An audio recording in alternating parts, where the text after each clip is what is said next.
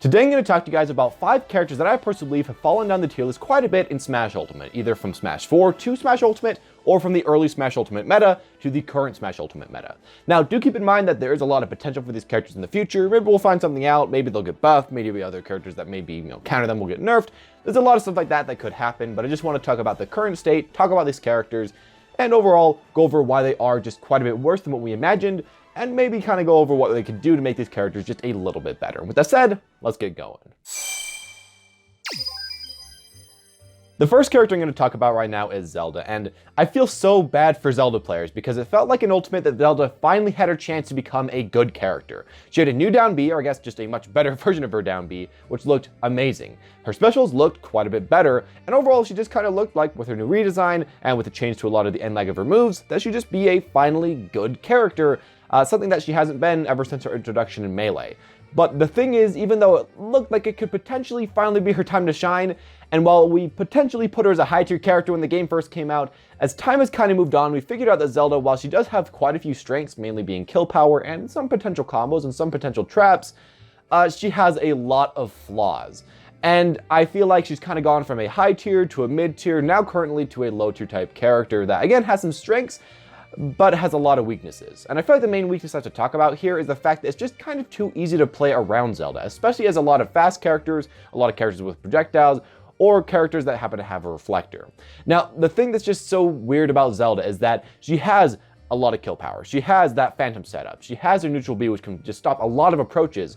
But if you stay right outside of her range, she can essentially try to attack you, and she happens to miss because she can't get into you in time because she's a little bit too slow, and then you just wait for that and you hit her, and then you just kind of get right outside of her range again and rinse and repeat. She can't really go on the offense way too much because if she does, well, you can dodge it and potentially hit her back. And if she plays a lot of the defense, a lot of times you can out camp her, or you can just wait for her to throw out her defensive options, mainly her neutral B, shield, and her other aerials. And since they have so much end lag, well, it means that, maybe potentially sometimes she'll be able to hit you, but most of the time you should be able to play around those.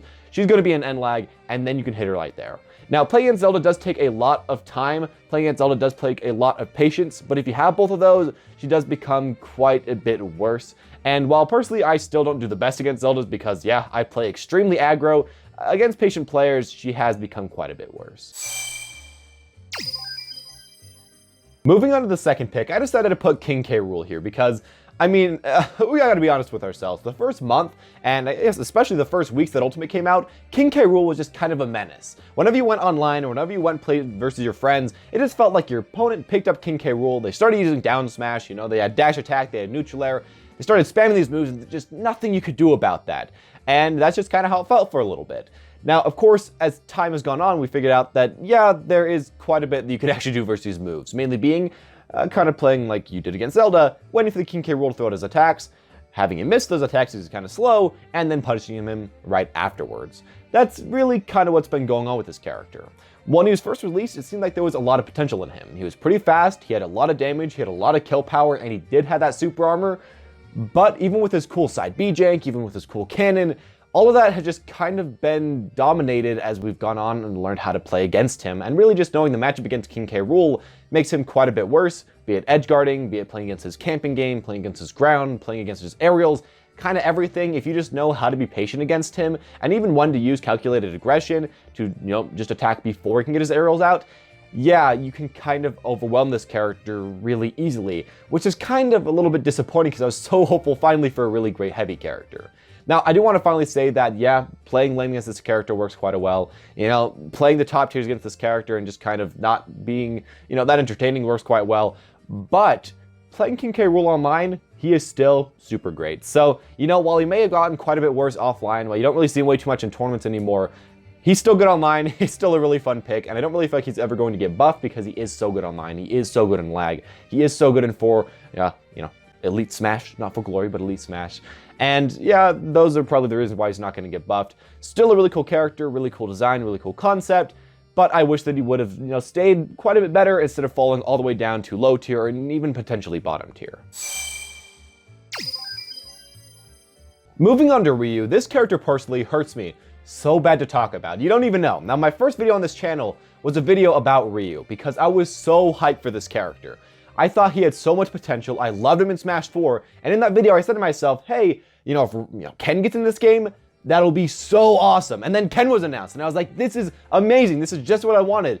And then I had to actually play Smash Ultimate Ryu compared to Smash 4 Ryu. Now, at first glance, before the game came out and all the pre-release stuff, Smash Ultimate Ryu looked really good. It seemed like he had most of his combos, it seemed like he has most of his kill power, and he had this cool thing where he's always facing his opponent, and you can cancel out of his specials into, different specials. I guess cancel out of his arrows into specials, and all that stuff looked great.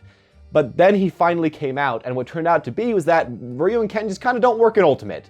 They're both too slow because they didn't really get a speed buff. They have too little range compared to a lot of attacks and aren't really safe enough on shield in the air like many other characters. Their combos got nerfed super hard from the last game, really for no reason, but they are much worse. And of course, his kill power is just kind of horrendous compared to Smash 4. Now, there are some weird moments where you can kill with Shoryuken quite early still, but when you used to be able to kill at 60%, and now the earliest you're killing is really like 90%, even with max rage, and when Ken's only killing it like 100 to 110%, yeah, it's not even that good of a kill move anymore, which is really, really disappointing. Ryu and Ken just kind of aren't great characters anymore, and this really makes me sad because I think they're some of the coolest looking characters in the game, some of the most hyped characters, and some of the characters that take the most skill and time to learn and to play effectively. Currently, as it is right now, Ryu and Ken, I'm going to say, are some of the hardest characters to start playing and to master, but as well, some of the worst characters in the game, probably low tier. And having a really hard to play character and a really bad character together means that pretty much nobody's going to pick this character up. That's a lot of commitment for kind of nothing, and while I love to see this character being played, I don't really see that happening way too much, and he really fell from grace in Smash Ultimate and in Smash 4. Talking about Ike, I'm going to be honest here, I don't really feel like he fell as far as some of the other characters before him in this list, but I feel like he was probably the most noticeable Smash Ultimate specific character, because he was essentially one of the most highly regarded top tier characters in Smash Ultimate, while most of these other characters we kind of figured out weren't that great pretty quickly. Ike we actually thought was quite good for probably around 1 to 2 to maybe even 3 months, honestly. Now, the reason that we thought Ike was so great mainly is because MKLeo and Mars and a few other people doing really great with this character early on. In the first few Ultimate tournaments, we saw random characters, then we eventually saw MKLeo pull out Ike, and this guy just brought the pain with Ike. Ike had an amazing Nair. All of his other arrows also had a ton of range, did a ton of damage. He could combo Nair into stuff like forward air, combo Nair into Nair, Nair into up air, Nair into back air, have a ton of kill potential, space on shield with Nair, pretty much do everything with that move.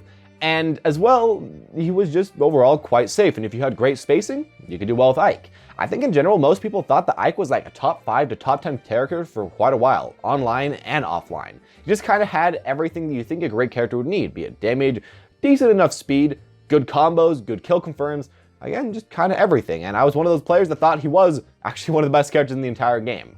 Now, as time has gone on, I feel like we've really just kind of learned the weaknesses of Ike along with the strengths. We saw the strengths really early on, but yeah, I feel like the weaknesses really come from the fact that he is such a simplistic character. He's somebody that doesn't really have way too much stuff to do and way too much stuff to learn and much potential to grow from. Essentially the first few months of Ike, while there is better things to be had as this character and while you can space better, there isn't much more to learn about this character. And I feel like a lot of the other characters that are a lot faster, that have a lot more combo potential, a lot of the characters like Roy and Chrom, for example, they could potentially do a lot more in the future, while Ike is just kind of the same. He's still focusing on his Nair, he's still spacing that, and there isn't really much else to this character. His simplicity is simply put just being outspeeded now. And when people started to learn the game more, and learn how to play around his neutral tools, he just started to fall from being one of the best characters to being a pretty good character. Now, with that in mind, I still feel like Ike is definitely like a high tier character. I don't feel like he's ever going to drop below that because he just does have these tools that are great. He does have the tools that will always make him better than a lot of other characters. But I feel like he's one of the most noticeable characters that was super hyped up, that everyone was playing, that has kind of turned out to be just okay. I guess Cloud kind of fits in this situation as well, but I thought Ike would be a slightly better example. The final character on this list is the one that I'm guessing the vast majority of you guys probably guessed was going to be here, and that of course is Sheik. Now, Sheik in Smash 4 was honestly a god tier character. At the very beginning of Smash 4 when she was released, she was just ridiculous. She had a ton of kill confirms, she had insane safety, her throw combos were just dumb, and her bouncing fish killed super early. As Smash 4 went on, of course, she did get nerfed, she did become a lot more fair, but even at the end of that game, she ended up being a top tier character that could kind of fight with the rest of them, even with a lot of the broken DLC characters. But as Smash Ultimate came along, she definitely got hit super hard. Now, in the pre-release of Smash Ultimate, she seemed okay. Her damage was low, but it seemed like there was some potential with this character. And in the first month, I felt like we kind of had some hope for her. Some people thought she could potentially be high tier, maybe top tier. But as time has gone on, yeah, we've kind of seen she definitely dropped really quickly. She went from one of those characters that could be great to a character that almost everybody thought was a low tier. Now, the reason for this is that it was so hard to find damage as this character. It was so hard to find kills as this character, and a lot of her potential setups just kind of got removed. A lot of her potential combos just kind of got removed. And while some people are kind of happy about this because they don't want to see the same characters be good in every single game, as they oftentimes are, for Sheik mains, this was, of course, a really big pain in the butt. Almost all Sheik players, honestly, seem to have just kind of dropped her in the first few months. There's the potential of playing Sheik, a super hard character that you had to play perfectly, that if you messed up once as, you die really early, or you could happen to pick someone like Wolf, who's kind of similar enough with his forward air and with some of his combos that can also kill really early. That is a lot easier to play in many ways, so yeah, you'll probably pick him up. Or maybe Warrior, a character that has a decent amount of freeform like Sheik did, but has actually, a good amount of kill power and more combos than her in this game than he had in the last game. And finally, there's Pichu, who's also kind of similar as fact, they're both really light, they both have a lot of combos, but Pichu has a ton of kill power where Sheik really doesn't have any. I feel like overall, just people kind of dropped this character to pick up those, and in the end, it meant that she had no results, no one was really playing her, and she really fell from grace. She was one of the best characters, and now kind of thought to be one of the worst characters. Now, as time has kind of gone on to the current date, I feel like most people have realized that she is okay at this point. She got some buffs recently, and as well, some people are picking her back up. In general, though, I'd say that she probably is around mid-tier. She has a lot of potential. She has a lot of combos that she can do if you play her perfectly. Her neutral is pretty good, and even though you have to, essentially outplay your opponent all the time because you are doing much less damage than her, it still is very safe. Overall, though, I feel like she has a lot of drop-offs about her. She has a lot of negatives about her. And while she was super good in the last game, she's just kind of okay in this game, which, by comparison, makes her feel a lot worse. But anyways, there you guys though, that's my 5 characters that I personally believe have kind of fallen from grace from Smash 4 to Smash Ultimate, or fallen from grace from the early meta of Smash Ultimate to the current meta of Smash Ultimate. Now I'm sure as the future goes on, this is going to change a little bit. Different characters are going to get buffed and nerfed, we're going to figure out the meta more. A lot of stuff could potentially happen, but this is just what I'm personally thinking right now. As well though, I'd personally like to hear what you guys think about this video, and who you personally believe has kind of fallen a lot from what you thought they were going to be to what they currently are. As always, the top right screen right now is a place for more Smash Ultimate videos like this, more top 5, so please go check that out if you want to see them. Subscribe to see more videos like this as well, and press that like button if you want me to keep going on. As always, guys, thank you all for watching, and have a smashing day.